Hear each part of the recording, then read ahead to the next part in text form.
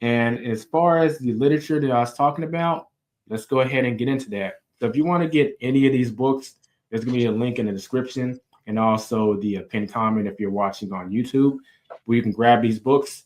And most of these books, with the exception of one, are on audio. So if you don't have time to sit down and read, you can also listen to them. But the one that doesn't have an audio book, I'll let you know.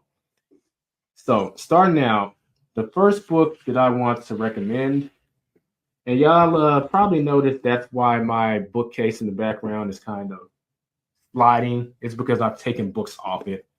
But yeah, the first book is Before You Quit Your Job, 10 Real Life Lessons Every Entrepreneur Should Know About Building a Multi-Million Dollar Business by Robert Kiyosaki. So this book, at this point, I think everyone has heard of Robert Kiyosaki before, and they probably listened to Rich Dad Poor Dad, and a good portion of people have listened to the Cash Flow Quadrant. But a lot of people, they probably heard of that book, but they haven't actually read or listened to it. I highly recommend it. It is, I would say, 70% conceptual, then 30% content. But truth be told, I think that conceptual thinking is very needed if you're going to be becoming a business owner of any kind, whether it be B for business, as he puts it in the book, or S for a small business, which if you're a freelancer, you're going to fall in the S quadrant, and that has its pros and cons. But truth be told, nowadays with the use of technology, a lot of the cons of being in the S quadrant have been mitigated because you can use technology to pick up the slack so you don't have to endlessly do everything yourself, which is another thing we're going to be getting into in later episodes. But yeah, he talks about his process of building a business, having it crash, then rebuilding it, then selling that business to someone else. So yeah, it's the passive income, and then doing his passion of building the Rich Dad Poor Dad brand. And there's a lot of life lessons in it. That's why I highly recommend that you check that book out. Next, and this is a classic, but we have The 100 Absolutely Unbreakable Laws of Business Success by Brian Tracy. And I'm moving the book around so you can see it because the glare from the light is kind of blocking it out. That's why I'm moving it around. But I got this book in my early 20s, and these laws of business success for the longest time, well, I guess it's still true, but they became like the foundation of everything I would do when it came to business. And I like the format he puts because everything that is business will fit into one or more of those laws. So if you memorize them or if you need to refer back to them, have a copy of the book. This is a book that it's on audiobook, but I really recommend you have a physical copy too, just so you can refer back to it. I don't have the audiobook. I read this book. But yeah, once you will start getting into the nitty gritty, those laws, everything ties back to them. And you'll start thinking about them before you do anything business wise. And you'll start to come up with ways of how to enhance your tactics and strategies that you think of off the cuff. While that book kind of serves as the guiding light to make sure you're doing them right and the most efficient. And as it puts it, guaranteeing business success. Next, this book is, I think, a little underrated, to be honest, but it's The One Page Marketing Plan Getting You Customers, Make More Money, and Stand Out from the Crowd by Alan Dibb. So, this book covers everything from email marketing to in person marketing to various tactics and strategies that you can use in marketing in general. I call it like this is a marketing book. It's highly underrated. Like a lot of people, they go to the oh, don't fall on me. When I take books off the shelf, they're just so dependent on each other, they start sliding. A lot of people go to this book, Expert Secrets by Russell Brunson. And I'm not taking anything away from this book. This is a great book. But in my honest opinion, I think this is a superior marketing book because Expert Secrets is more of a tactics book, in my opinion. It has a lot of tactics. And tactics, they don't mean much if you don't have the right strategies in place. Think of tactics as a way that serves to get you the outcome of a strategy. But if you don't have the strategy, you're not really going to maximize the outcome that you want. So the strategy is the overall plan and a step to step on how to implement something. And the tactic is the one-off thing that seems to be working the best, that's getting you that outcome.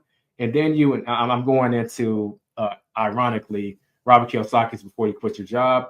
But according to Rob Kiyosaki's book, you want to design the marketing around a particular tactic that is proven successful. Then you design different strategies around that tactic.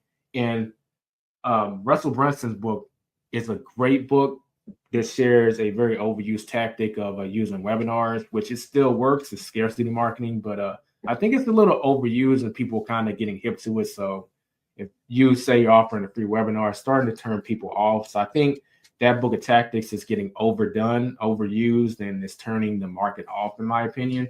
But you got to be able to come up with various strategies to get people to the tactics so that you can get the outcome you want. And the one-page marketing plan has various strategies and tactics that can be used. And not all of them apply or rely on like using a webinar or something like that. There is a variety of places that you can get your tactics from based on the outcome you want. And it's in that book. It's very slept on. It's on audiobook too. So I recommend that you read it or listen to it. Yeah.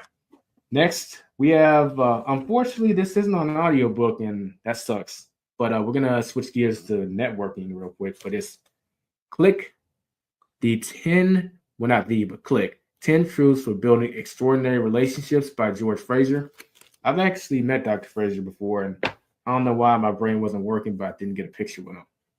I'm going to regret that to the next time I see him at an event.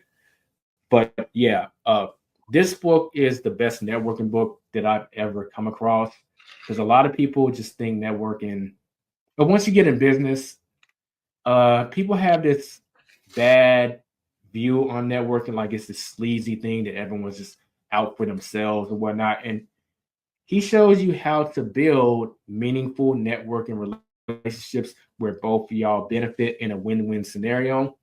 And from there, it can really offset into building like a small community around the outcome that you want. But it starts with these one-on-one relationships where you genuinely care about helping the other person and they genuinely care about helping you. But you have to make known what you need help with while offering value to their lives. So I highly recommend Click. You are going to have to sit down and read it because it doesn't have an audiobook, unfortunately. Maybe in the future, his organization will make one. I highly recommend it. In fact, maybe I should reach out to him and see if I could secure that work. Because for those of y'all that don't know, I actually narrated my book, The Anatomy of Financial Success. So I do have some voice acting in me. But speaking of The Anatomy of Financial Success, that is the next book that I recommend, and that's the final book. The Anatomy of Financial Success, The Keys to Building Financial Confidence and Destroying Your Insecurities About Money, written by yours truly, Elijah Bilel. Now, this season, I actually am going to be referring heavily to the Anatomy of Financial Success because the unique thing that I bring to the market is the financial personalities and how that can help you achieve your financial goals.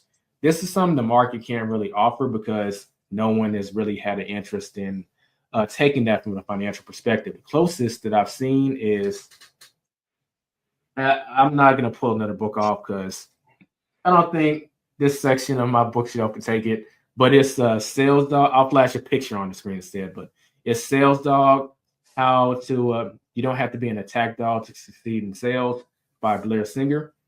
And his book kind of inspired me to write The Anatomy of Financial Success and include the personality types because that's a personality book too, but it's limited to just sales, not personal finance in general.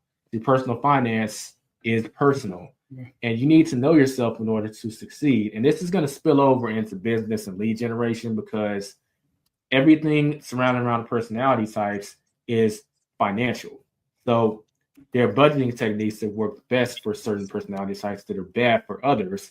And there are certain types of ways of making money that may be bad for personality type that's good for others, and vice versa. And the same applies for lead generation.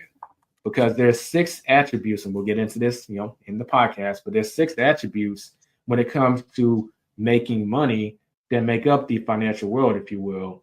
That being boldness, sociality, health, attention to detail, using technology, and creativity. And each one of the personality types are good and bad at some of those attributes. So once you know which combination of those that you're good at, you should be surrounding or building a business around your strengths and trying to avoid your weaknesses while just acknowledging they exist and working on them so that they don't hold you back. But you won't know that if you don't know what they are. So all that circles back to the anatomy of financial success. And while we're on that topic, I highly recommend that you get a financial personality report done by going to thesidehustlersociety.com and ordering you a financial personality report. You can get it for free by using the coupon that's in the description or in the pinned comment. But after a questionnaire, this will show you which one of the 6 personality types that you are, whether you're a builder, a preserver, a king of the hill type, a conservative, a sniper, or a fame seeker. Those are the 6 financial personalities. And we figure out which one you are, you can really maximize the information we're going to be talking about when it comes to lead generation.